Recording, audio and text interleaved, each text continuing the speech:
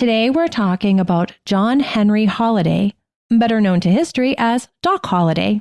He's another surprising Catholic who was a deathbed conversion. Yes, and not much in his life prior to his deathbed conversion would have suggested such an ending. But two things. One, he did have a beloved cousin who became a nun, and two, one doesn't have to be Catholic for a long time to be Catholic. Something about workers in the vineyard comes to mind. Yes.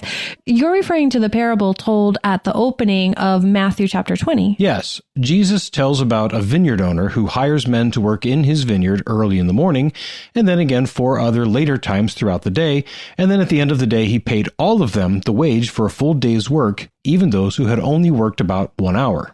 Right. It's a parable that shows God's desire to welcome into his kingdom even those who only came to him at the last second. Yes, indeed. So if Doc Holliday really did come into the church and make a good confession shortly before his death, he's got a good chance of at least being in purgatory right now.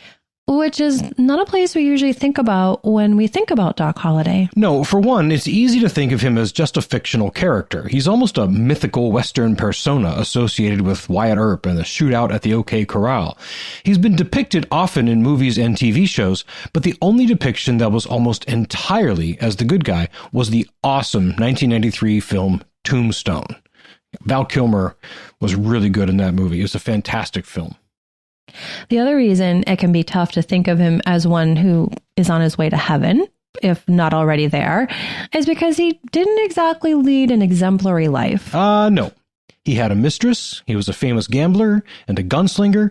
He was involved in his fair share of the rough and tumble of the Wild West.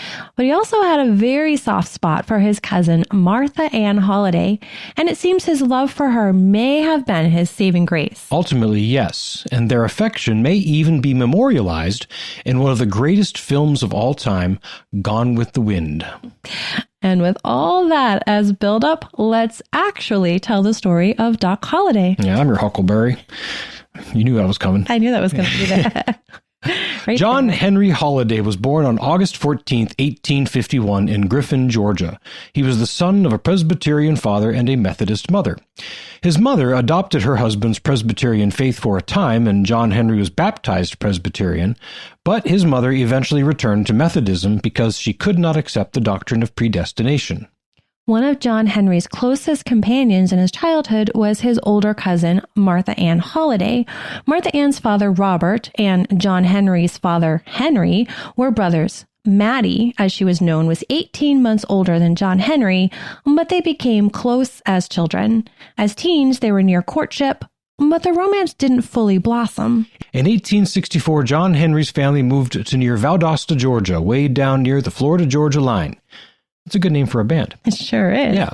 Anyway, Martha Ann's family also moved to the Holliday farm near Valdosta to avoid the ravages of the Civil War. So the cousins were even closer than they had been when they lived further north in Georgia.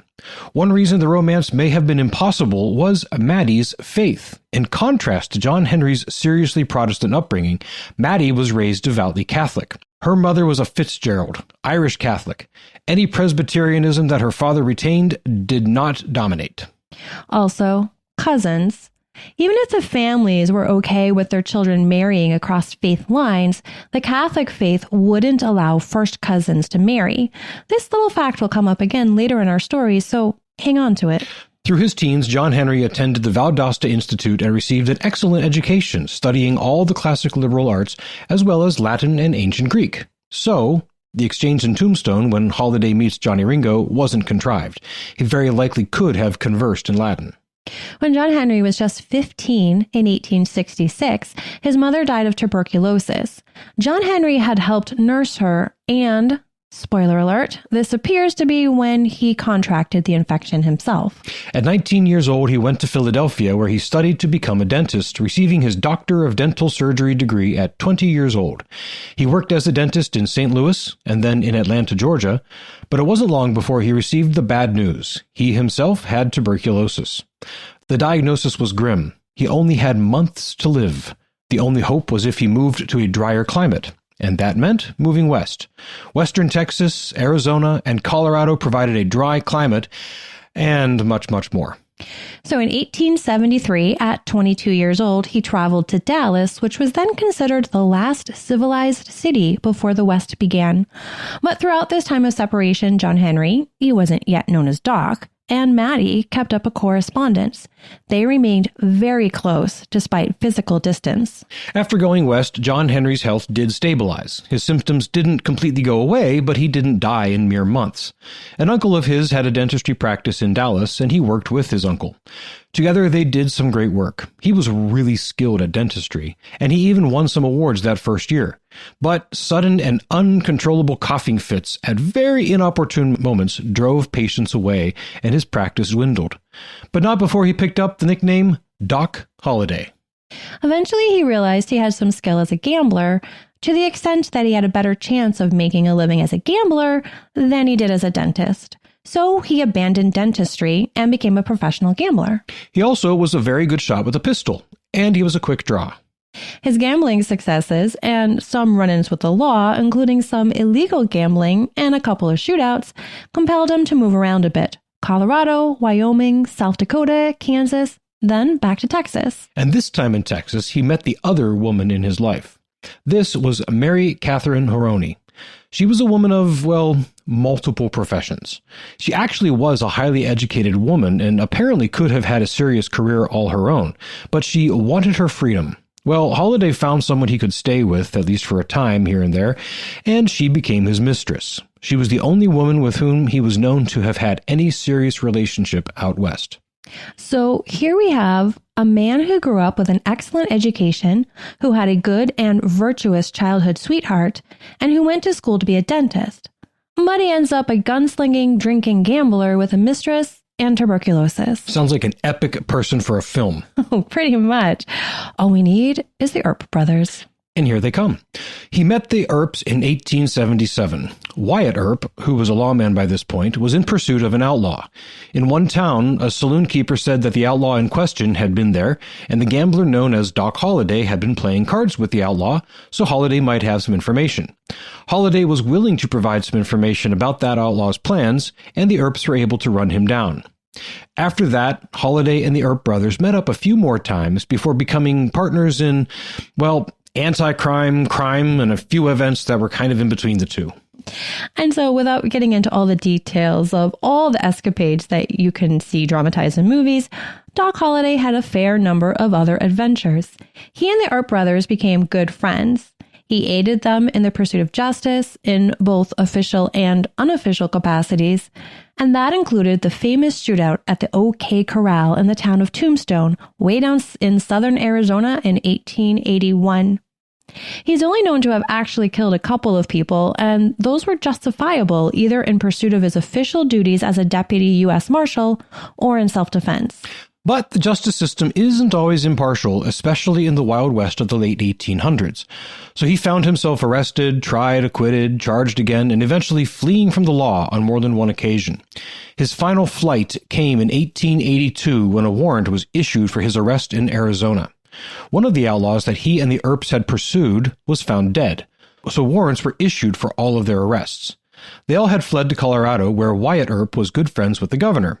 Earp managed to convince the governor of Colorado that the justice system in Arizona was corrupted by the allies of the dead man, so none of them, the Earps nor Doc Holliday, would get a fair trial. The governor of Colorado believed him and ignored the request for extradition back to Arizona. So the Earps and Holliday were safe in Colorado. But by this point, Holliday's tuberculosis had advanced so far that it little mattered if he were extradited. His days were numbered. In early 1887, he went up into the mountains west of Denver to the town of Glenwood Springs, where the hot baths had been used by natives as a place of healing for centuries. He availed himself of them, but his condition was too far gone. In his last days, he continued his correspondence with his beloved cousin Mattie. Mattie had entered the convent in 1883, shortly after the shootout at the OK Corral. Some say she entered then because that was when she finally accepted that her beloved John Henry wasn't coming back to her. But regardless, she was now Sister Melanie Holliday, and the correspondence between her and Doc had never ceased. This relationship is actually referenced very poignantly in the film Tombstone. Doc Holliday, played by Val Kilmer, is on his deathbed. Wyatt Earp, played by Kurt Russell, is sitting next to him, and they're playing cards.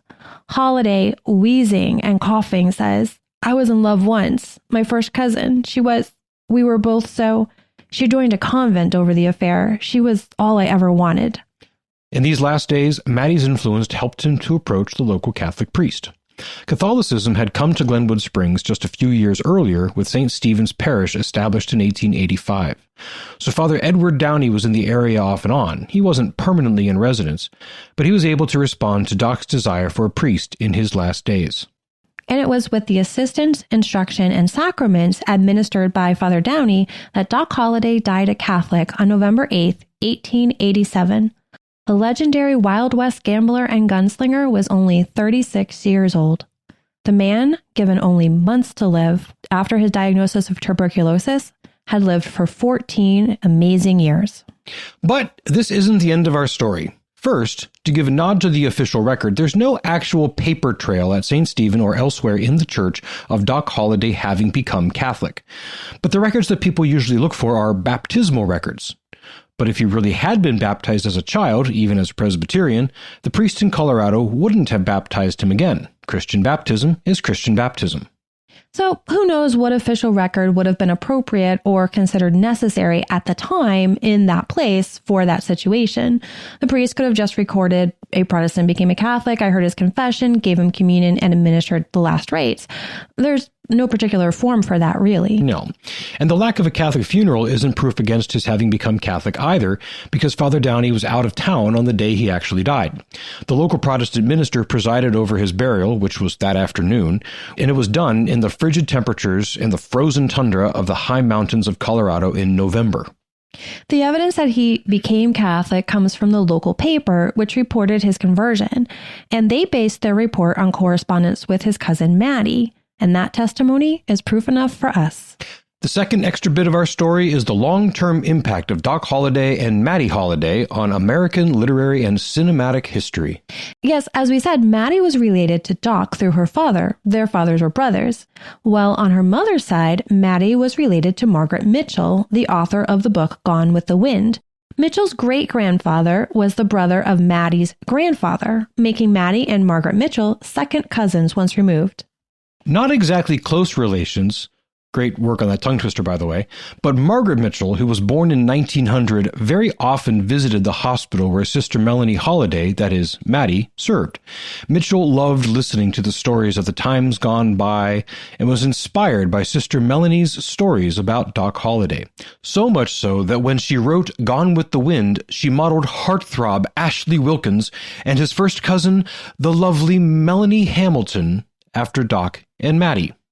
Well, Mitchell is finally able to do in fiction what could not happen in real life, bring Ashley and Melanie together.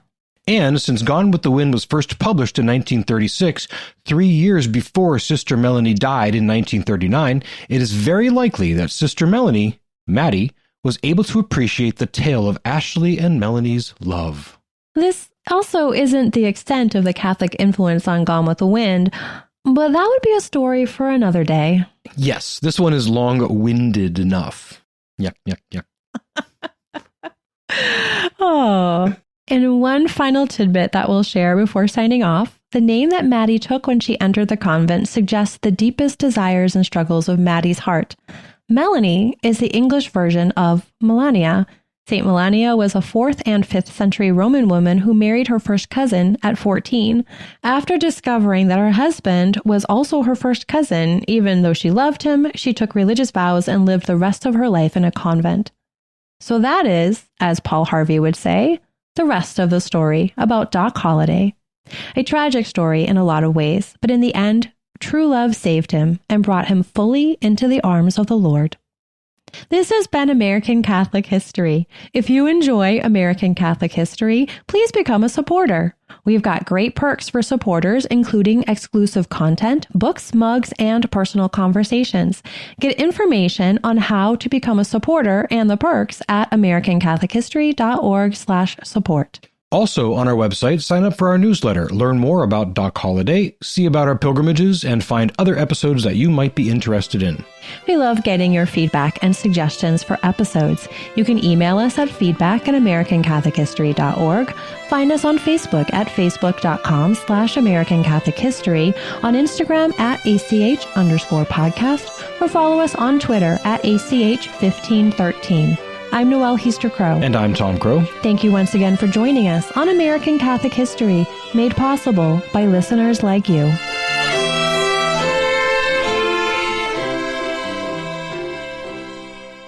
And that's the rest of the story.